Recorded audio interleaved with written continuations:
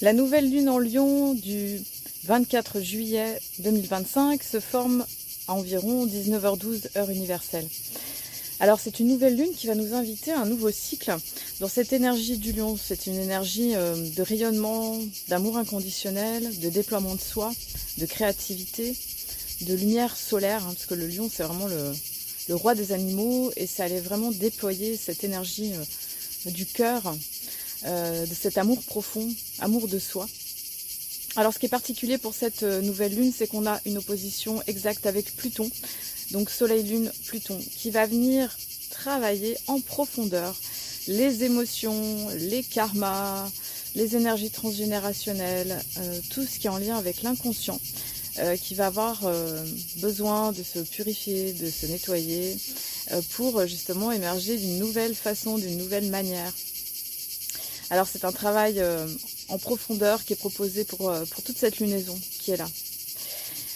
Ce qui est particulier aussi pour cette nouvelle lune, donc c'est un beau trigone avec Saturne et Neptune dans le Bélier, donc cette nécessité d'élaguer, de regarder son idéal, de pouvoir avancer, de se positionner, de trouver son centre, on est dans des énergies de feu qui invitent justement à décider. Et cette décision de la nouveauté aussi se place avec Uranus en Gémeaux qui appelle à la nouveauté. C'est quoi le nouveau en nous? Qu'est-ce qui a besoin d'émerger? Ce qui est particulier pour cette nouvelle lune aussi, c'est Mercure qui est rétrograde depuis le 18 juillet et jusqu'au 11 août. Mercure qui est rétrograde, la dernière fois c'était du 15 mars au 7 avril. C'est un petit peu intégrer tout ce qui s'est passé depuis le 7 avril.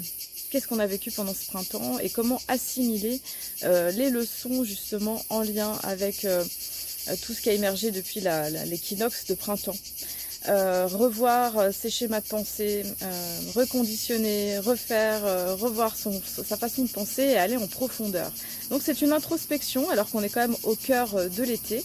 On est quand même dans une énergie intérieure qui nécessite d'aller à regarder en soi, vraiment en profondeur.